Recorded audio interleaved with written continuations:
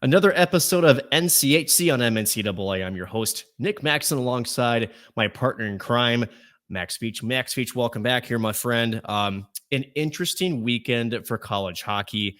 Not a good one if you are a fan of the NCHC, at least on paper, albeit there were some tough opponents out there.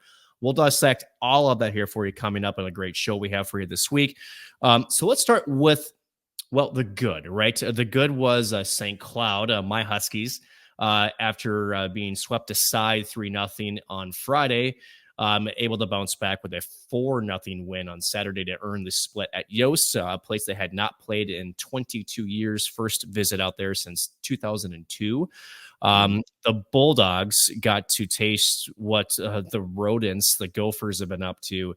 And, Max, they're no joke. We'll put it that way. Right. But there was some positives to take away from the Bulldogs in this matchup, albeit, it doesn't look like it on the score sheet. But we'll just dive into it. Let's start Friday night with you. Sure. Yeah. I mean, for those watching, you can see I'm in all black here, mourning and burying those tapes. We're holding a funeral for those ones. I don't want to say that there was nothing good to come of it. Like you had mentioned, there are some bright spots that we can kind of pick and poke at, but it's one that I know a lot of the guys looked forward to and are going to have to quickly forget and kind of move on from. So Friday night started about as bad as I've seen a UMD team play in 2 decades, like early 2000s. I will say definitively there was nothing good about that first period for the Bulldogs. Like that is something that I would like to forget about and never have to come up again. Going down 4-0 in the first period is not a recipe for success, especially against a team like Minnesota. It's going to be really, really tough to climb that mountain and come into a game like that. It's another one. UMD gave up a goal early. They gave up a first goal again, and they still haven't scored first all season long. And that's a spoiler alert for Saturday's review. If you weren't watching the games or didn't get any updates on it, but a trend I don't like that's been happening is starting from behind because that's just not. I wouldn't say it's not in Sandelin's playbook to come back from because he's obviously done it and had success doing it, whatever. But he certainly prefers to not have to rely on scoring or coming back. He wants to play with a lead, and the style of play that UMD is more comfortable with from a coaching perspective and probably a construction perspective is playing with that lead and kind of protecting those throughout the night rather than chasing and trying to put yourself in some, maybe not trying to put yourself, but opening yourself up to be in some pretty precarious positions, which was another issue this weekend. But so it ends up with a 12-goal game for those that were following the bets. I mean, it was a no-brainer that this one was going to hit the over. And it absolutely did, especially after that first period. It was almost locked up already. But yeah, we got to see a lot of really nice, pretty goals on both sides, and just unfortunately, Minnesota had more of them. If we're talking about 40 minutes, UMD won the game. Unfortunately, they counted the first 20 in there as well. So. Yep. I think they did bounce back. I'm sure they got a nice tongue lashing after that first period and the intermission there, and they came out and it looked like a different hockey team. I will say there's still obviously holes to fill and things to shore up, but they were not ready for what they were met with on that Friday matchup against the Gophers, but. Most of the Gophers have scored against UMD since 2018. 7-4 was the end up, final score in that game. So very similar. I don't know if you remember or not, the 2018-2019 season ended pretty well for UMD. So losses like this. I'm not saying that that's what's going to happen here, but it's just something to point to, saying losses like this or even bigger aren't something that's going to be a definitive answer as to how the rest of the season is going to go. So lots to look forward to from UMD still. But yeah, tough one on Friday there. I don't know. Did you have any other thoughts on that one? Yeah, Max, and I want to get your take on this too, because and I want to kind of relay this back to the preseason poll, right? Where Yeah. you weren't very happy they were so low. I said, I think they're right where they should be, much to your, disagreement. But I said, hey, you know what? I don't think it's an indictment on the skill, more so or less the youth, right? There's a ton of Sure. youth on this Bulldog squad. And I kind of think, at least in my opinion, when I look at this weekend, there was some growing pains here. And this attributes to youth, right? Whereas, I Yeah. mean, you said it right. I mean, the first 20 minutes, the Gophers jumped on the Bulldogs. No question, Scott Sandelin had some choice words for the team in the first intermission, but then they come back and they really were the better team in the last 40 minutes, right? So, Yeah. do you attribute it the same way? Are you looking at this as, okay, yes, this isn't great. These are two losses, but there was some maybe things we learned with this young core that we now have that are going to hopefully help them build throughout the rest of the season. Is that how you're looking at this as well?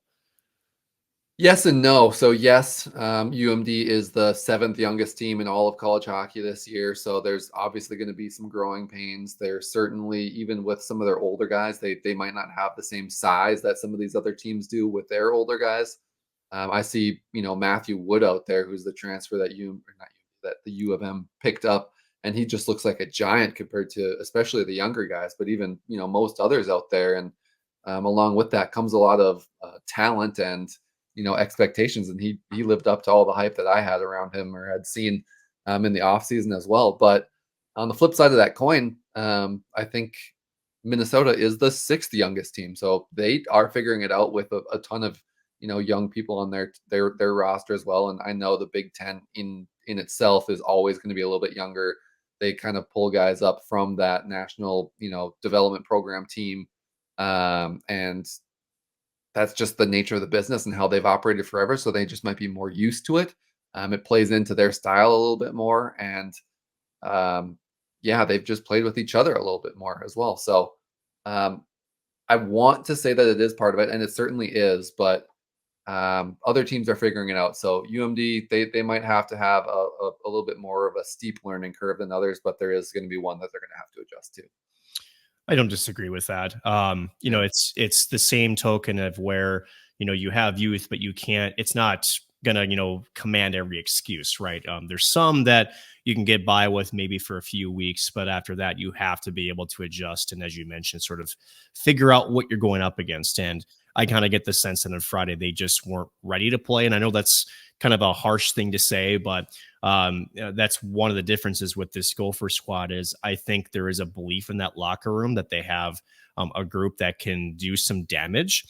They were getting some national ticks from pundits that normally don't, shall we say, look at the Midwest this time of the year. So that was yeah, interesting to see. yeah, But it's good to have these games early, right? Especially when you have a young squad, because then you yeah, can lay the foundation and then you can go back to it. Or if the tape has already been, as you mentioned, cremated, then you don't have to, right? Yeah, exactly. So since yeah. we're on the funeral theme here, but I do want to get your opinion, Max, sticking with the NCHC into with St. Cloud State, right? So they go on Hmm. the road to Michigan. 3-0 was the score Friday. Right.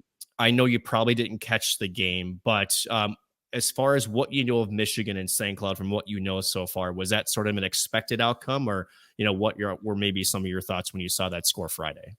Yeah, I didn't see who was in net on Friday. I saw Isaac Posh ended up winning. I don't know if it was goaltender of the week in general, Yep, because he couldn't have won freshman because he's not a freshman, so that makes sense. So was he was Friday and Saturday then? I believe so. Yes.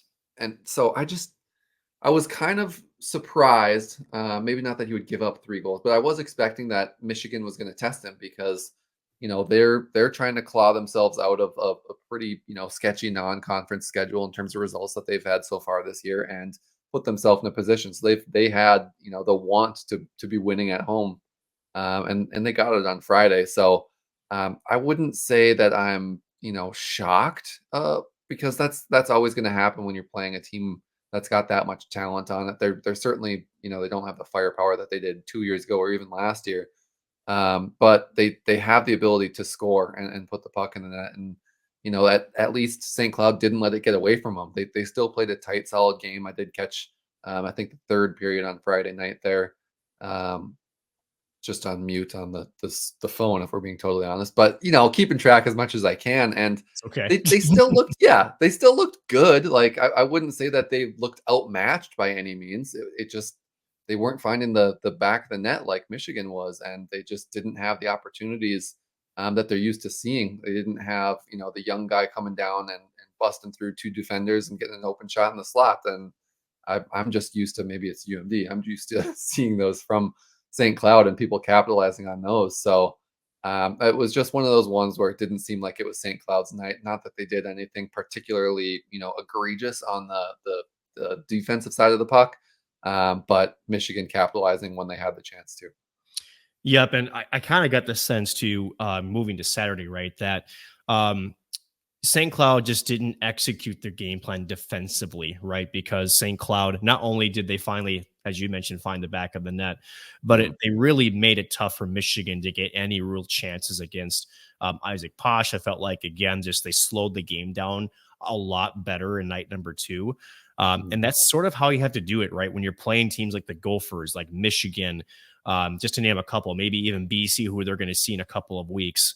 You have to find a way to essentially, kind of just decrease the size of the ice. And I kind of felt like that's Yeah, what they did. Gavin Thorson picking up his first NCAA goal on Saturday in Yost. That's going to be a pretty special moment for the young Ford from Andover. for sure.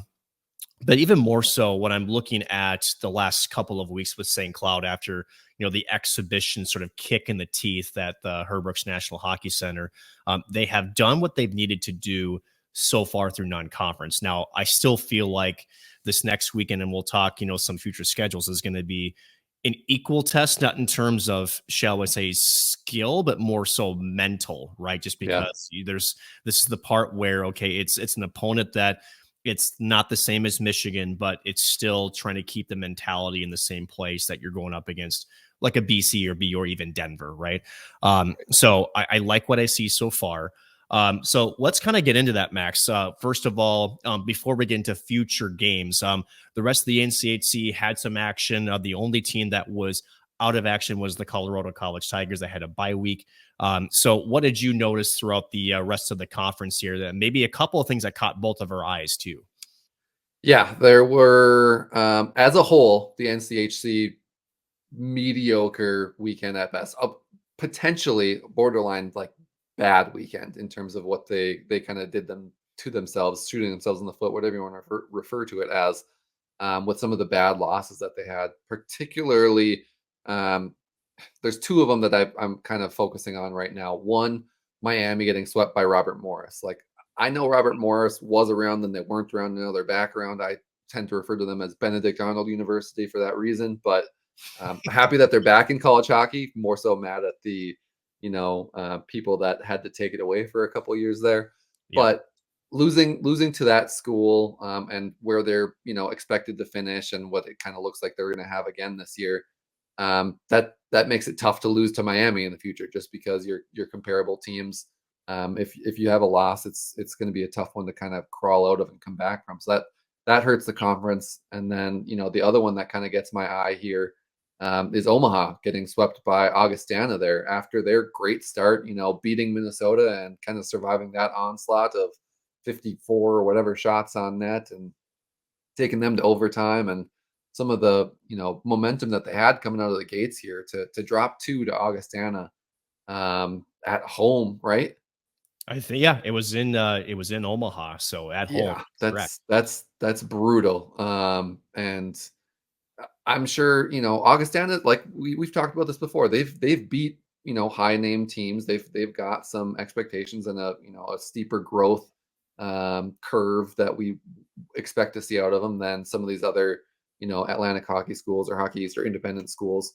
But to see them come out and get a road sweep against a team like Omaha, who was in the playoffs last year and kind of expected to make it at least to that bubble territory again this year, if not a little bit further.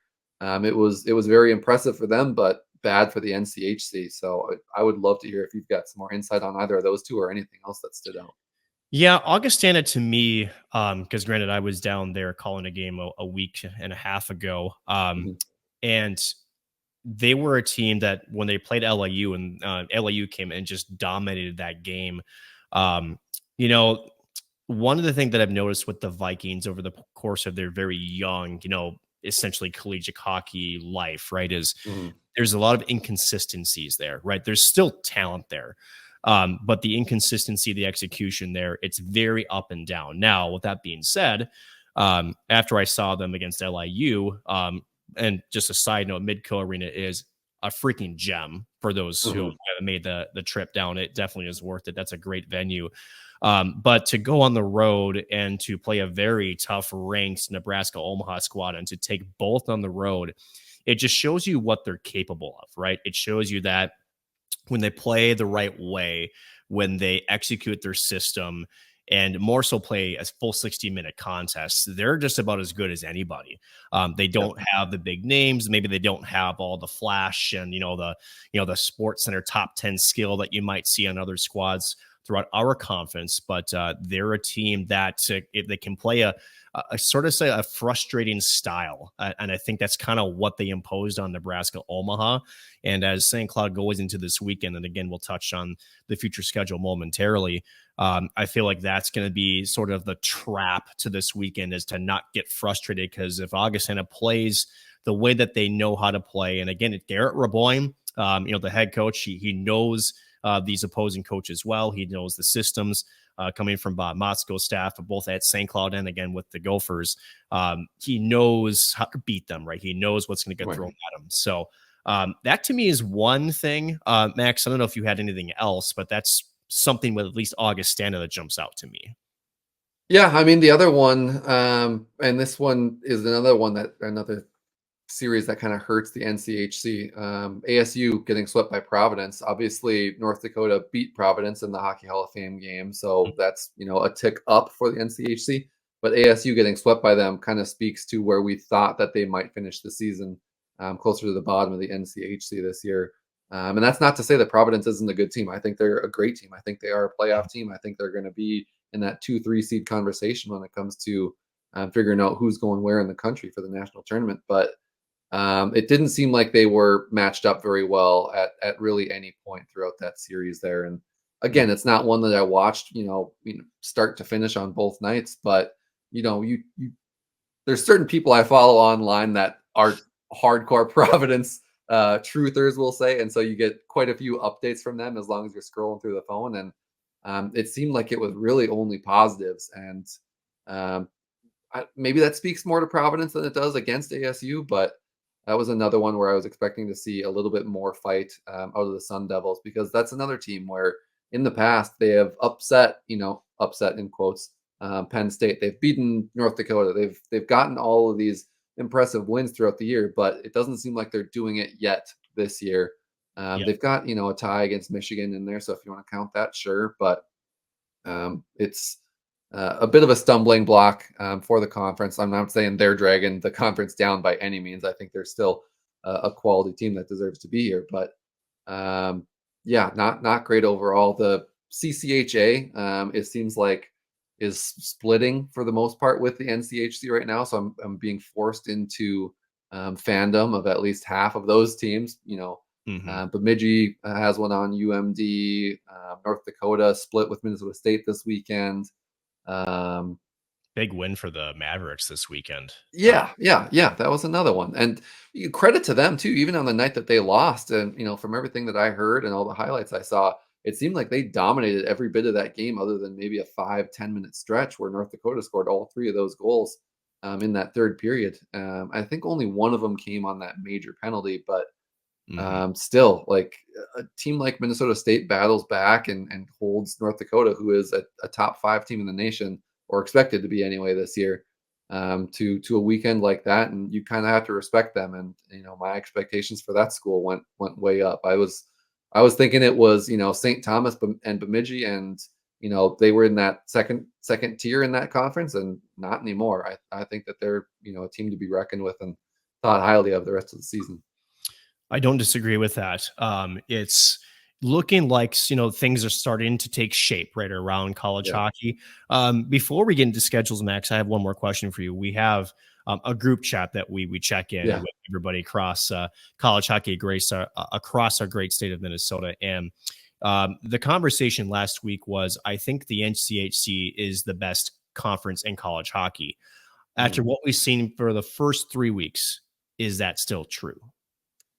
I think they have the potential to send the most teams to the national tournament. But right now, if we're looking at, talent and production on the ice alone, you might have to hand it to Hockey East. You see, I just, waxed poetically about this Providence squad here.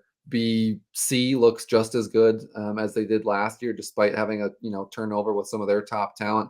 BU reloaded, Celebrini's gone and they've got people taking their place. And Maine, they just swept Quinnipiac this year, who was, a top 10 matchup as well. So those three teams are for real and could beat anybody in the nation any one of the nights, whether it's home, away, neutral site, or otherwise. And I think that they're not the only dangerous ones in the conference. They're certainly the top 3-4 in my opinion. But yeah, I think that you kind of have to hand it to Hockey East right now if I had to make the decision, which pains me to say it, but at least I'm a big enough person to admit when somebody outside of the conference is doing well. So we'll see if they return the favor if the tides change. Right. And good for Maine, right? Because I mean, Yeah. they kind of went into a hibernation, since was it the '02 national championship game? Am I catching that right? Kind of, yeah. And they kind of just went off the map. I mean, still playing obviously, but they weren't the same competitive roster for quite some time. It's good to see them have a resurgence. They made the tournament last year, didn't they? Yeah, I believe they lost to Cornell in the first game, if I'm remembering. That sounds right. Yep. Yep. They were a first round knockout. You're correct. Yeah. But cool to see some of those, older schools that used to be in those conversations, year in and year out, research. I mean, there was a time not that long ago, both BC and BU were having kind of downsides for them, Michigan too. So it's good to see that some of these storied programs are getting back into the national conversations, hopefully not at the expense of our two teams.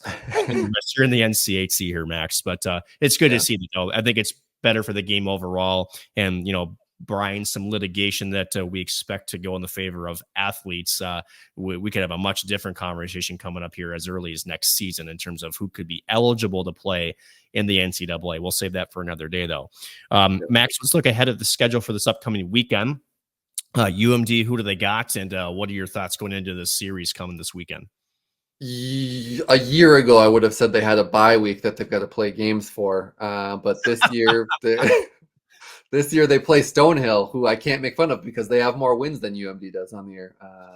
I don't care, that their wins came against Merrimack and Lake State. Lake State kind of kept up with Michigan State in the first week of the year, and Merrimack beat Minnesota State once already this year. So we're talking about parity in college hockey right now, and the wheel, I think you could probably already complete it with the teams that have played. You talk about the ECAC and all those Ivy League schools that aren't going to play until middle of November. But for the teams that are out there right now, I wouldn't be shocked if there is at some point in the very near future the wheel of parity where everybody beats everybody on any given week. So they've kind of got an opportunity for a get right series this weekend. Should they play their best games on both nights, I would imagine, I have no doubts that they would win both of those two games, just given the talent that's on the sides there. But you've seen it before where they're able to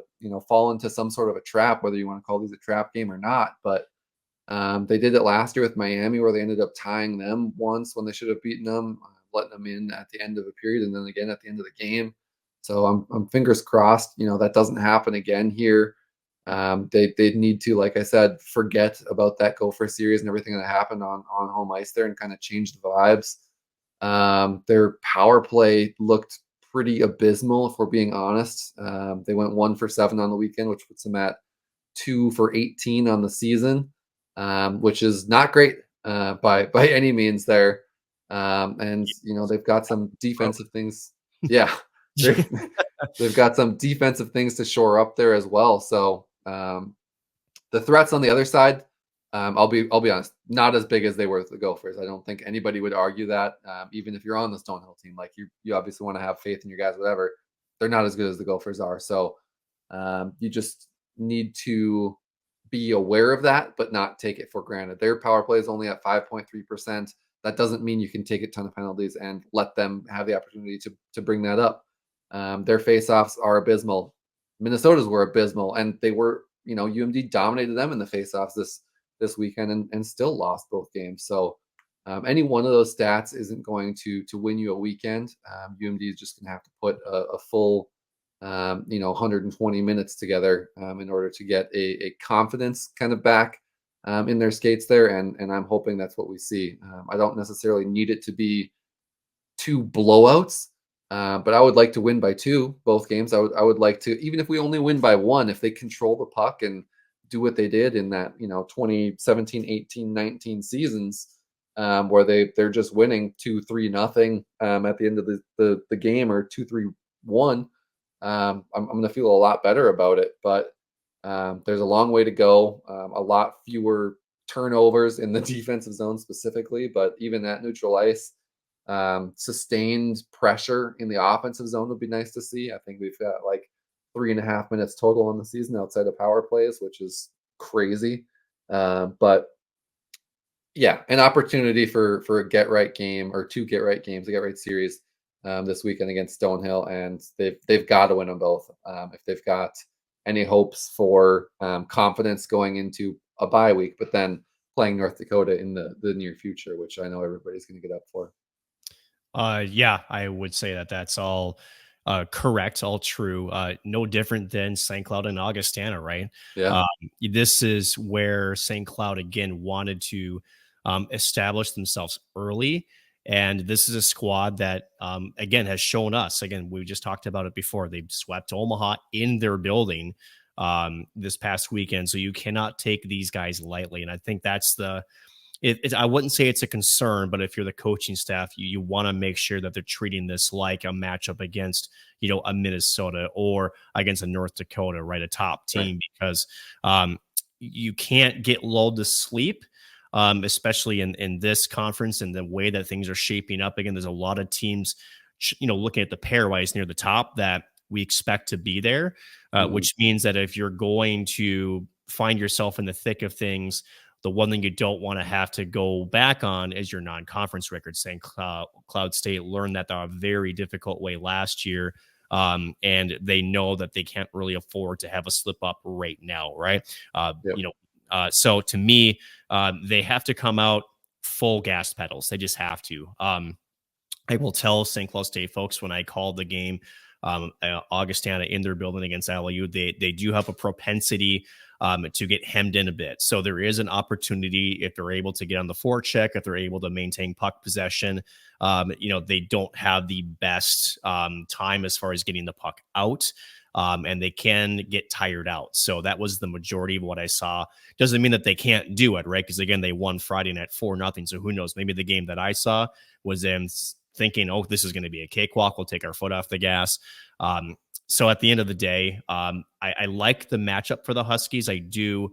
I just hope that, it's more about respecting the opponent than it is walking in, with your chin up and your nose up and thinking, they're just going to walk away with 2 wins, because that's not the case. So that's my thoughts, at least as far as this weekend's concerned. Max, do you have the NCHC schedule pulled up for the rest of our squads by chance? I don't, but I can do it really quickly. Sure. While you do that, I think it's good to remind the listeners here that, when you go and look through the rest of the season, it's just 2 weeks until the NCHC conference schedule begins. So things are really going to start getting interesting here. When we get into, essentially turn the calendars to November. I think, if I remember correctly, I think St. Cloud has Miami to start conference play. I don't remember what UMD starts with, but and this is why you want to start getting, to your game during these non-conference games, feel confident. If you're the Bulldogs, I think this is a big critical weekend for them to start building some confidence. You've had some good things here. You have some things you'd like to clean up, but you really would like to get a couple W's, have a good weekend, and then set yourself up for conference play.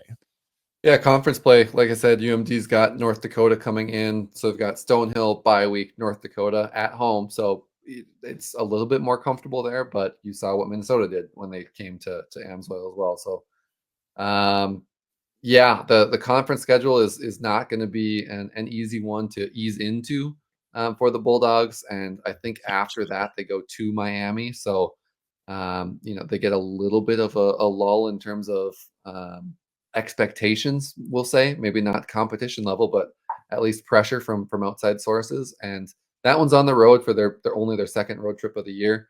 But yeah, looking at the conference matchups right now, the one that's sticking out to me again, just this upcoming weekend, Denver playing Wisconsin. Wisconsin is in free fall right now. I think they're panicking in Madison, and so to have to go into Denver after getting swept by Ohio State and losing to Lindenwood, and having everything seemingly going wrong for them, playing the number one team in the country on the road is a tough spot to be in. So Yep. I'll be watching that one for sure, because that's going to determine basically where they're sitting. And for some reason, they're still ranked despite their pretty poor record of one overtime win. But that's going to be Of our a pay series grade, that the nation has their eye on. Yeah.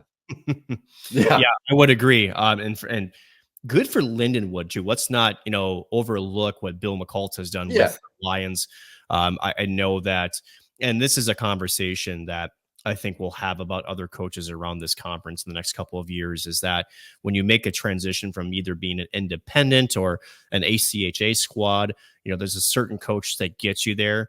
I'm not sure if it's the same coach that propels you to the next level. Right. And that's, I don't know if it's, shall we say, fair to say, but it is historically been the case, especially with really any sports, right? So Lindenwood going on from their original coach, Zambrodo or something like that, or Zambro. I'm botching it, I'll tell you that much. But Bill McCult coming in and making some statement wins early. So Lindenwood is well on their way to building again from that program, which is nice to see. But this is what happens to some of what we call the blue bloods, right? Whereas Wisconsin, they make a coaching change, and a second year they're having a sophomore slump early. Yeah. I guess the only good news, Max, is if you're the Badgers fans, is it's early. And even if you get swept this upcoming weekend against Denver, it's the Pioneers. They're a freaking good hockey team. It's not going to look good on paper, but you kind of hope that there'll be some internal reflecting happening after this weekend, no matter what. It's not going to feel good either way. So, right. So I think with that being said, Max, we'll be watching everything, of course, and we'll bring you the recap next week. Hopefully the Huskies and our Bulldogs and the rest of our NCHC conference can pull out some wins to help the conference elevate itself into a much better pairwise position as we go throughout the season. Again, conference play just a couple weeks away. For Max Veech, I'm Nick Maxson. It's again NCHC, and I'm NCAA. We'll see you back here same time next week. And there we go.